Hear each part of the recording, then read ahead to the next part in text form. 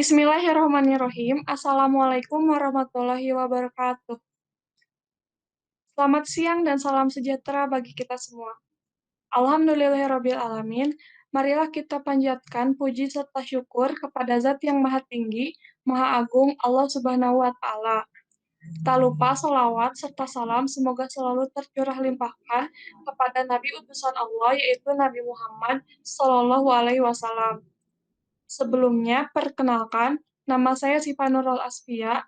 Saya merupakan salah satu mahasiswa dari program studi informatika Universitas Siliwangi tahun 2019.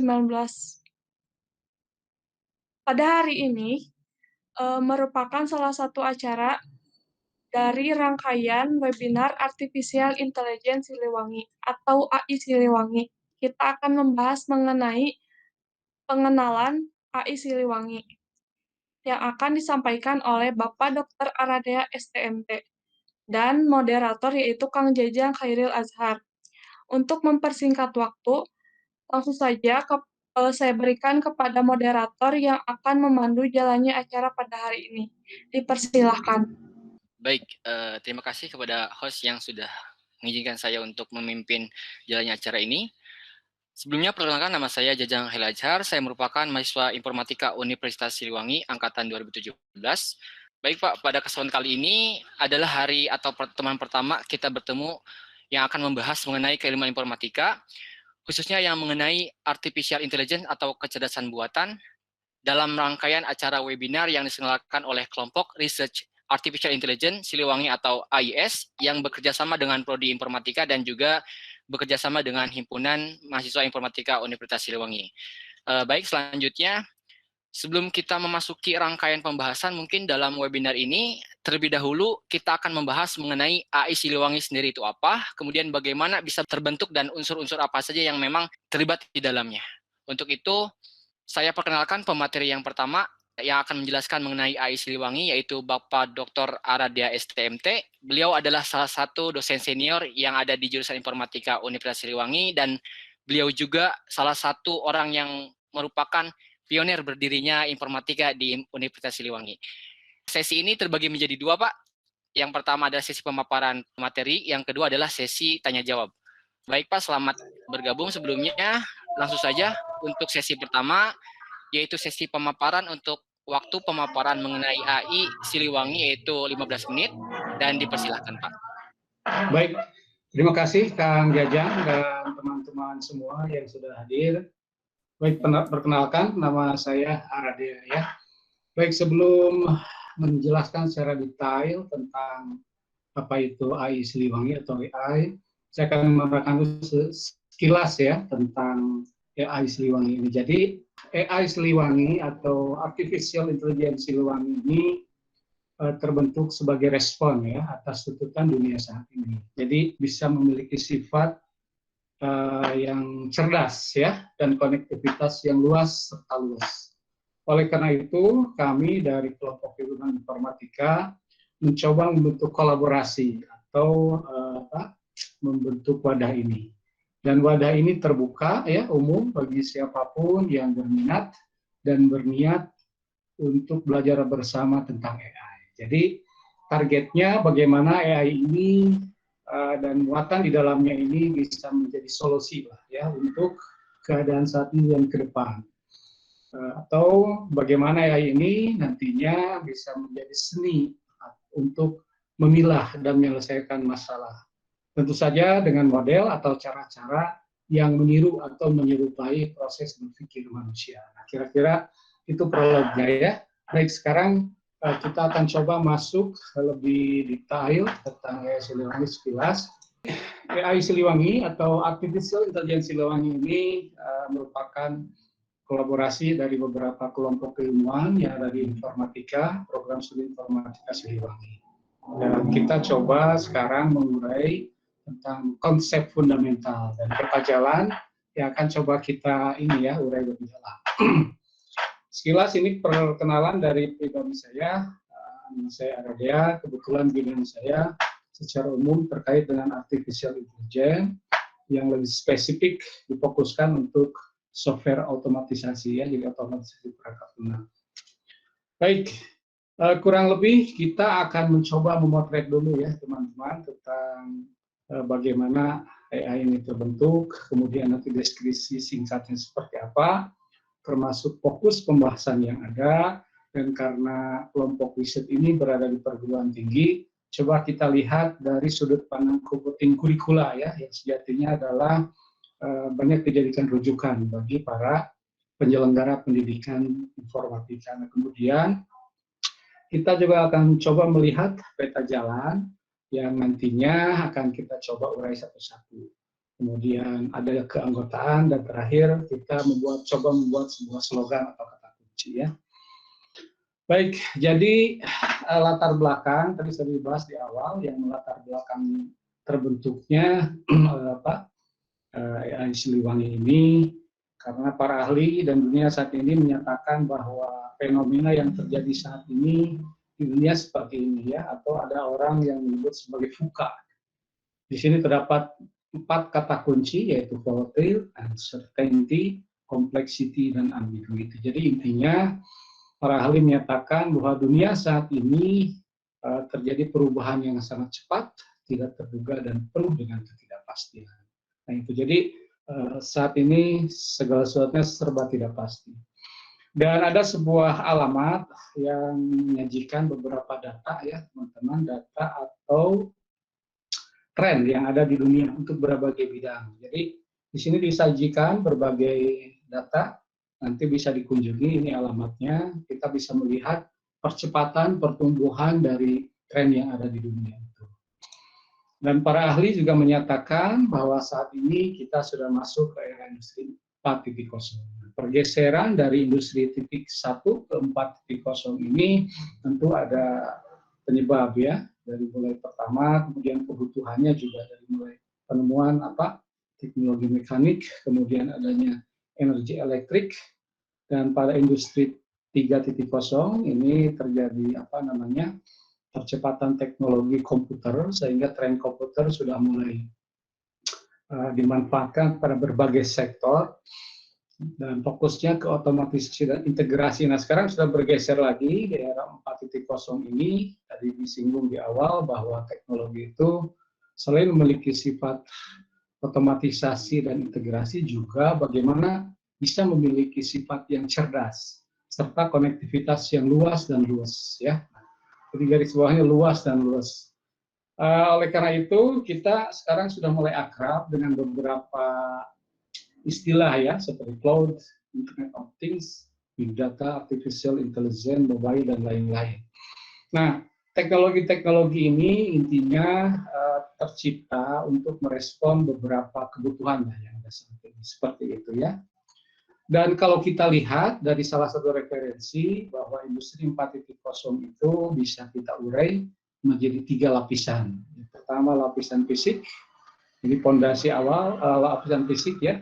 Lapisan fisik ini terkait dengan beberapa teknologi terapan, teknologi untuk terkait dengan beberapa kebutuhan fisik. Kemudian adanya lapisan konektivitas. Nah ini yang tadi dibilang bahwa sifat konektivitas yang luas dan luas, kita mengenal sekarang mulai akrab dengan istilah Internet of Things, dan kemudian sebagai fondasi adanya lapisan logis atau artificial intelligence. Jadi kira-kira gambaran kalau kita urai menjadi 3 layer, saat ini kita harus berperan dan membentuk beberapa layer, dan kita bisa berperan lah dalam satu, kurang lebih seperti itu. Nah ini adalah uraian atau pemicu dari bagaimana perlunya kita untuk belajar AI, seperti itu.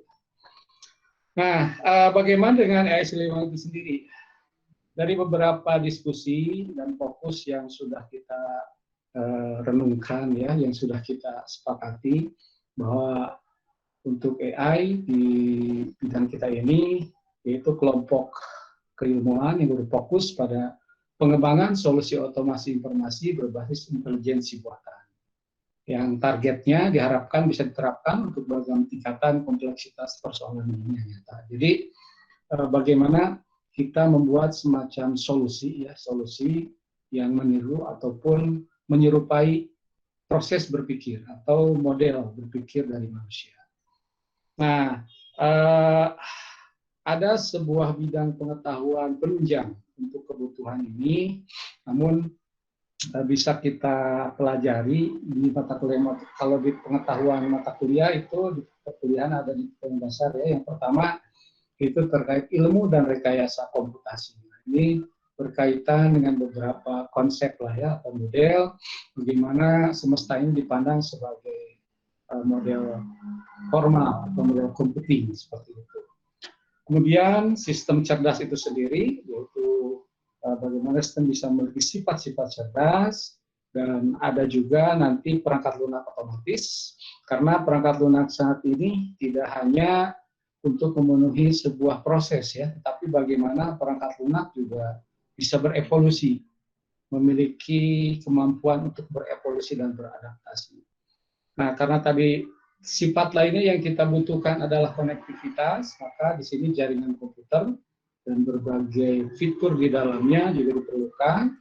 Dan terakhir adalah keamanan informasi. Karena tadi sifat cerdas dan konektivitas ini sangat rentan ya, terutama bisa ada konektivitas secara terbuka, maka bidang keilmuan keamanan sangat diperlukan.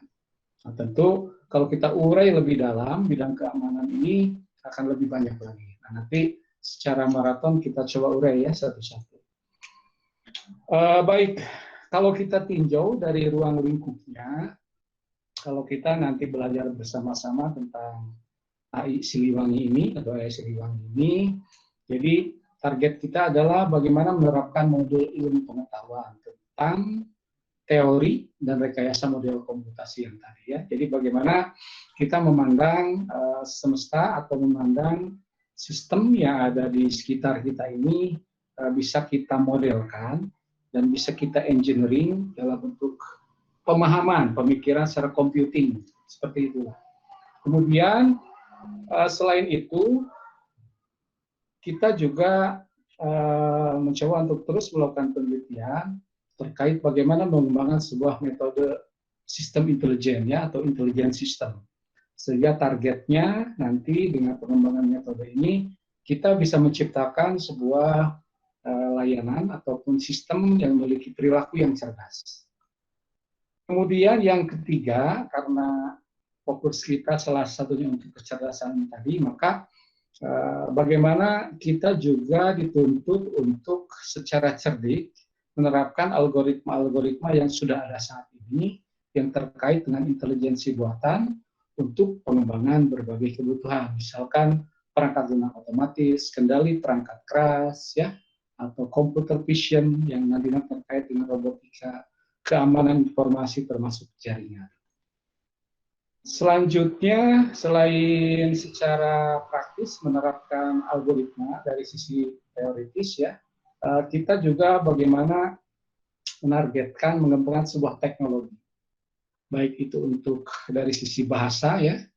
Jadi kalau sistem cerdas itu kan terkait dengan bahasa alami, kemudian juga bagaimana membuat sebuah modul tiruan seperti robotika, dan sifat konektivitas yang luas tadi ya, dan luas itu bagaimana kita representasikan dalam bentuk sistem terdistribusi termasuk keamanannya. Nah, terutama bagaimana kita menciptakan sistem berpengetahuan sehingga kita bisa menciptakan inovasi layanan. Dan terakhir yang saat ini memang sedang tren ya, kita juga fokus insya Allah nanti belajar bersama-sama tentang bagaimana menganalisis atau merancang pola, atau istilah kata kunci yang paling umum adalah design pattern ya, jadi mengembangkan atau merancang pola untuk keragam sistem. Nah ini biasanya terkait dengan yang paling umum dan tren saat ini kebutuhannya pada kajian sains data dan pembelajaran mesin atau data science ya, atau machine learning itu yang sekarang lagi banyak dibutuhkan. Barangkali sekilas itu. Nah kemudian jika kita lihat dari pemaparan tadi ya secara umum, nah tentu karena kita di perguruan tinggi, salah satu targetnya kelompok riset ini juga selain di bidang penelitian juga di bidang pengajaran. Nah, bidang pengajaran kalau kita petakan ke dalam salah satu sumber yang banyak dijadikan rujukan, yaitu computing curricula. Nah, kurang lebih area bidang kita itu berada di computer science. Jadi kalau kita lihat di sini ada sumbu X terkait dengan teori, ya, apakah teori atau aplikatif. Semakin ke kanan semakin aplikatif. Kalau sumbu Y ke bawah hardware, ke atas itu semakin soft gitu. Jadi yang pertama adalah kita karena namanya informatik, jadi fokus di computer science, tapi juga ada irisan karena kita juga selain secara teoritis dan konseptual, kita juga akan membahas tentang beberapa aplikasi, sehingga ada keseimbangan dalam irisan ini. Jadi antara irisan dari computer science dan software engineering itu di sana nanti di dalamnya termasuk jaringan dan lain-lain. Jadi kita mencoba untuk kolaborasi, ya, dan mengambil beberapa area yang memang dibutuhkan saat ini. Nah, kurang lebih seperti ini kalau ditinjau dari computing curricula. Nah, kemudian sebagai sebuah kelompok riset, kita sudah menyusun sebuah peta jalan atau roadmap, ya.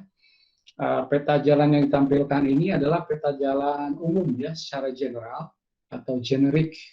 Jadi anggota kami memiliki peta jalan yang lebih spesifik. Jadi lebih spesifik dari ini. Kalau ini umumnya, ada juga turunan dari sini. Kan dari kotak-kotak ini nanti ada panah, ya, biasanya. Nah, kami membagi menjadi 4 layer. Layer pertama yaitu pengetahuan dasar. Nah, inilah yang mulai hari ini kita coba bedah dari fundamentalnya dulu, termasuk yang hari ini akan kita bahas adalah ini, knowledge, representation, and inference, ya. Nah, kemudian nanti terus ke atas, yang kedua adalah aplikasi dasarnya, ya. Kemudian setelah itu ada aplikasi terapan, nah, dan targetnya, mimpinya, bagaimana kita bisa mengembangkan atau menciptakan sebuah produk. Dan target andalannya yang pertama adalah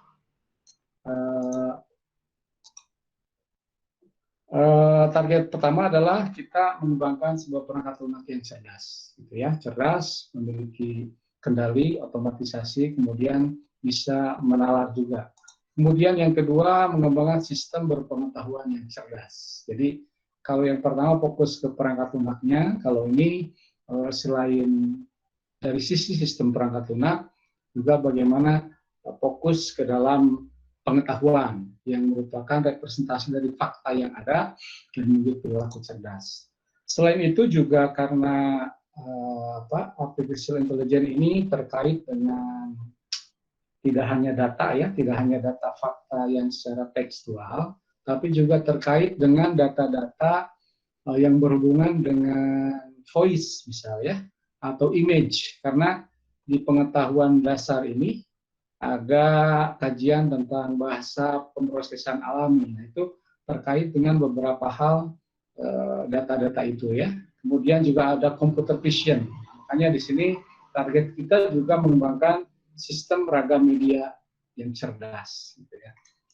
Nah, kemudian selain itu untuk memenuhi sifat konektivitas tadi, ya, kita juga menargetkan untuk mengembangkan sebuah sistem mobile atau jaringan cerdas, dan yang paling utama juga bagaimana kita mengembangkan sebuah sistem keamanan atau forensik yang cerdas. Nah, ini juga salah satu tren yang saat ini sedang dibutuhkan. Nah, kira-kira kalau dari sisi target andalan yang akan kita belajar sama-sama seperti ini. Cuma namun kita bertahap, ya. Nah, bagaimana aksinya atau realisasi wujud nyatanya bagaimana? Jadi yang pertama, yang hari ini kita mulai, nah, kita coba mengambil dari pengetahuan dasar ini dulu, ya. Jadi pengenalan tentang pengetahuan dasar yang akan kita bahas satu-satu dari mulai representasi pengetahuan dan penalaran dan seterusnya. Nah, kemudian jika tahap pertama ini sudah kita lalui bersama-sama dan kita minimal memahami secara fundamental dari konsep dasar, ya, pengetahuan dasar yang ada. baru nanti kita coba masuk ke bagaimana memahami areanya atau medan tempur lah gitu ya, medan tempur atau area. Karena di sini kalau kita sudah mengetahui pengetahuan dasar, kita di sini akan melihat peluang, celah-celah ataupun potensi apa yang bisa kita lakukan. Nah, berdasarkan yang ada di aplikasi dasar dan aplikasi terapan. Jadi insya Allah nanti kita akan bedah, kita akan pilih dari beberapa yang tren saat ini tentang state of the art. Nah, kalau 2 tahapan ini sudah kita lalui, nah insya Allah baru nanti kita bisa memilih salah satu. Sebetulnya kita mau membuat karya apa atau menciptakan karya apa. Nah, cuman tetap tadi dasarnya harus dari state of the art ini ya, terutama pengetahuan dasarnya harus kuat dulu.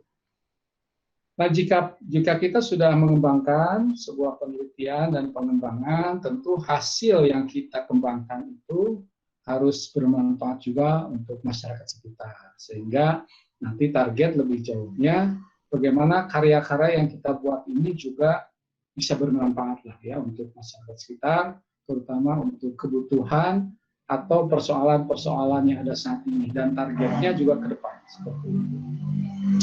Nah, sebagai bentuk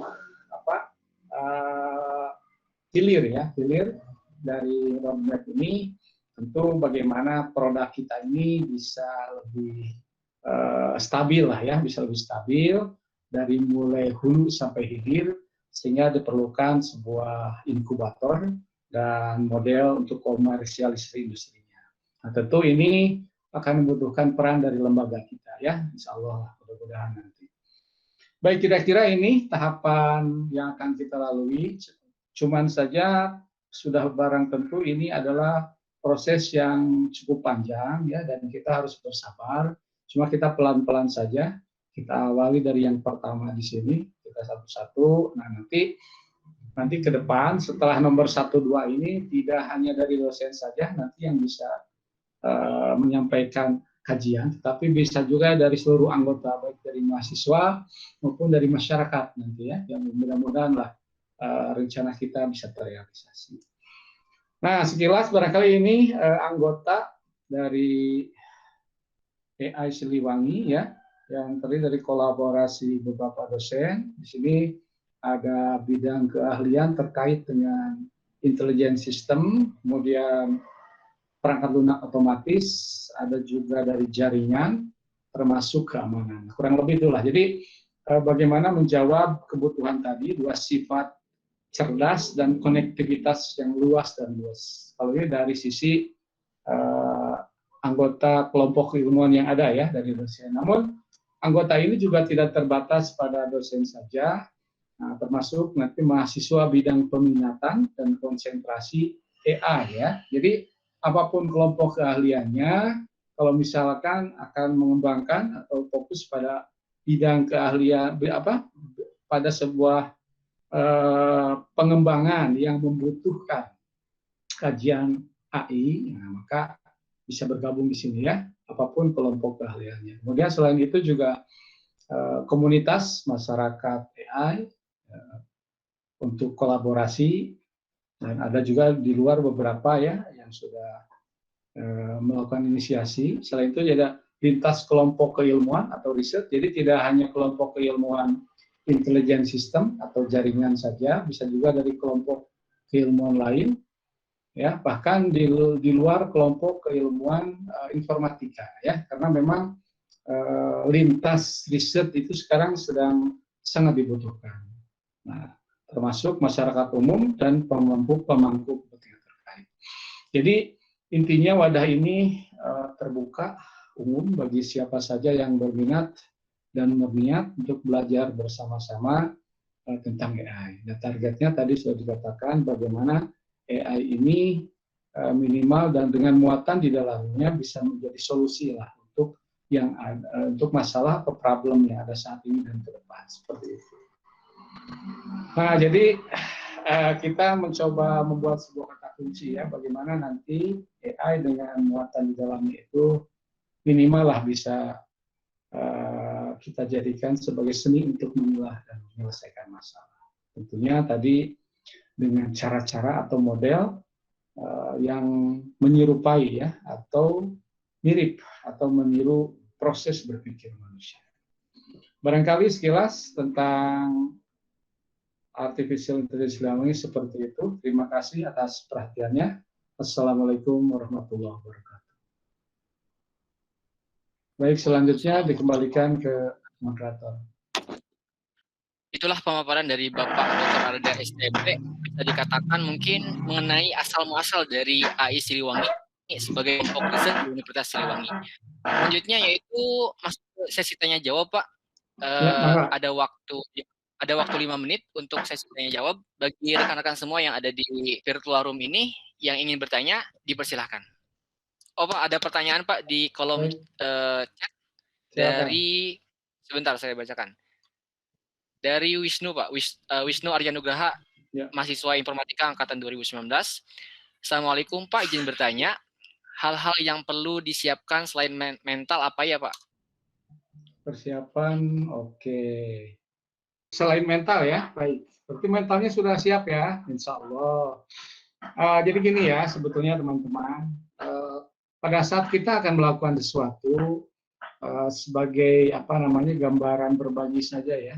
Saya juga sama mengalami fase-fase itu dari mulai SMA kemudian ke mahasiswa S1 ya dan seterusnya. Pada saat itu memang yang paling susah itu adalah bagaimana kita memulai ya, bagaimana kita memulai. Jadi kalau kita analogikan, kalau kita ingin mengenal sebuah rumah gitu ya, sebuah ruangan, memang yang paling susah itu adalah membuka kunci pintu awal ya, ketika kita masuk pertama kali.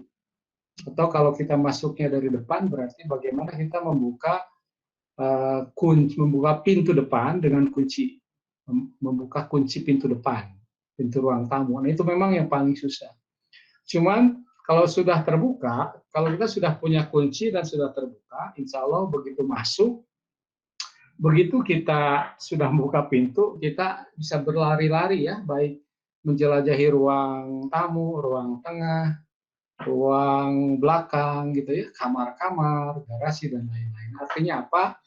Jadi selain mental, memang kita perlu teman ya, perlu teman, perlu ruang dan waktu untuk berdiskusi. Oleh karena itu, makanya kami di sini ya inisiasi dari beberapa, sebetulnya ide pertama ini adalah dari mahasiswa sendiri ya. Saya cukup mengapresiasi pada para mahasiswa yang memiliki ide untuk membentuk ini, sehingga menjadi semangat kepada kami sebagai dosen juga untuk mencoba membuat suatu wadah ini. Nah, sehingga selain mental tadi, satu ruang, waktu, dan teman itu sangat perlu. Ya, makanya di sini dibentuk sebuah wadah ini, mudah-mudahan kita bisa berdiskusi lah. Jadi jangan ada jarak, jangan ada malu-malu ya. Kalau memang kurang yakin pada saat menjawab, bisa saja kita langsung bertemu ya. Tentu kalau masa sekarang dengan protokol kesehatan. Nah, barangkali itu ya Kang Jajang dari saya, kurang lebih lah analoginya. Ada tambahan pertanyaan Pak dari Wisnu Aryanugraha. Jadi persiapan dari sisi tools atau lain-lainnya. Baik. Nah, sekarang berarti kita sudah masuk ke ruang tamu ya. Tadi kita mau memahami sebuah rumah. Kita sudah membuka kunci depan, kunci ruang tamu, begitu masuk, otomatis kan kita bisa, tadi saya katakan bisa ke kamar ya, bisa ke ruang tengah, bisa ke dapur dan lain-lain. Nah, tentu di kamar, di ruang tengah, di dapur, tentu barang-barangnya berbeda ya. Nah, oleh karena itu kita coba pemahaman dari persiapan ini kita ambil dari pengetahuan dasar dulu. Dan insya Allah nanti setiap pemateri akan menyampaikan juga tools yang dibutuhkan seperti apa. Cuman tergantung dari kamar yang akan kita pahami ya. Nanti toolsnya beda lagi antara kamar depan, kamar belakang, kemudian kamar mandi, itu sudah beda lagi toolsnya. Nah, jadi seperti apa yang harus kita persiapkan, itu harus ada. Karena kita bermain di teknologi, kita harus menguasai atau memahami toolsnya. Nah, termasuk bagaimana tools itu kalau saat ini kan sudah banyak alternatif ya. Kalau zaman dulu waktu saya S1 cukup perjuangannya berat untuk bisa suatu tools dan mendapatkan. Nah, kalau sekarang kan keterbukaan sudah sangat luas ya. Baik Pak, terima kasih untuk jawaban-jawabannya tadi Pak. Mungkin karena waktunya sudah habis Pak untuk pemaparan AI Siliwangi, Baik. jadi saya kira dapat dicukupkan ya Pak.